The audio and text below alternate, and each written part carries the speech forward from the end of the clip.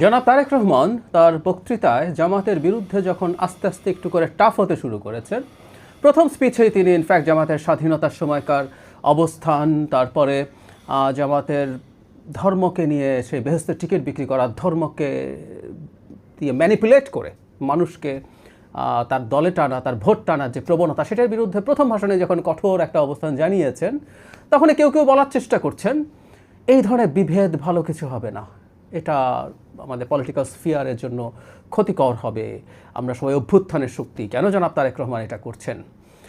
প্রথমে একটা কথা একটু বলে রাখা ভালো, পরস্পরের বিরুদ্ধে বা প্রথম কোনো এক পক্ষ অপরপক্ষের বিরুদ্ধে কোনো আক্রমণ যদি করে থাকে, সেটা জামাত শুরু করেছিল 5 আগস্টের পরে। জামাতের আমির ইঙ্গিত করে বিএনপিকে বলেছিলেন যে এক দল চলে গেছে, আরেক দল এখন এসে সব দখল করার জন্য বসে আছে। কেউ বলতেই পারেন এতে কি বিএনপি বোঝালো?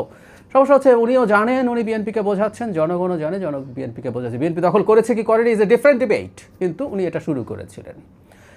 এখন প্রশ্ন হচ্ছে, নির্বাচনের যে ক্যাম্পেইন হচ্ছে সেই প্রচারাভিযানে পরস্পরকে, বিএনপিও জামায়াত ইসলামীকে তার সমালোচনা করছে, জামায়াতও বিএনপিকে করছে, প্রত্যেকে তার তার নিজের শক্তি এবং অপরপক্ষের দুর্বলতা নিয়ে কথা বলছে। এতে কি আমাদের সমঝোতা, আমাদের মধ্যকার যে হৃদ্যতাপূর্ণ সম্পর্ক শেখ হাসিনার সময় ছিল, সব ভেঙে পড়ল? আচ্ছা, আমি এভাবে যদি বলি, বা ইভেন এই প্রশ্নটা কেউ করছেন, এটা বিভাজন তৈরি করছে। আমি যদি এভাবে বলি, আসলে গণতন্ত্র মানে কি বিভাজন তৈরি না? আমরা গণতন্ত্রের সাথে সব ঠিক অভ্যস্ত নই বলে আমরা এভাবে ভাবি না। গণতন্ত্রে যখন একটা নির্বাচন হয়, প্রত্যেকটা দলের উদ্দেশ্য থাকে একটা সার্টেন নাম্বার অফ ভোটার্স সে তার পক্ষে আসবে, পক্ষে এসে তার ভোটে সে নির্বাচিত হয়ে যাবে।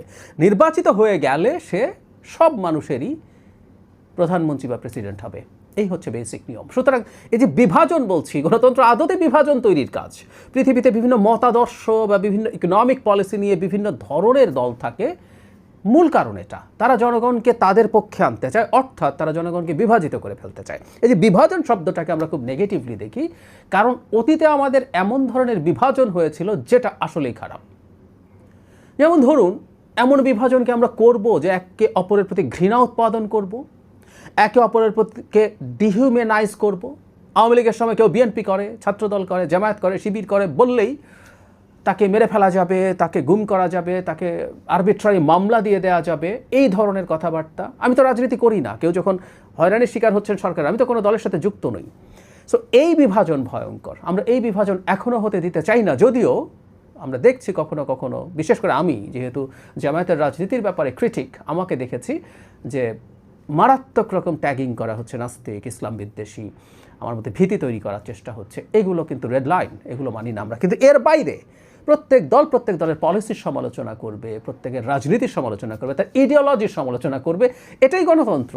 সুতরাং এই বিভাজনের আলাপ তুলে আদতে তারা চেষ্টা করছেন এই সমালোচনার জায়গাগুলো যেন মাঠে না আসে। এটা আসতে হবে, গণতন্ত্র এইরকমই। বরং আমি মনে করি ইভেন শুধু জনাব তারেক রহমান না, ডক্টর শফিকুর রহমানও যে ভাষায় বিএনপিকে সমালোচনা করছেন, মোটা দাগে এখন পর্যন্ত যথেষ্ট টলারেন্ট, দুজনই বলবো।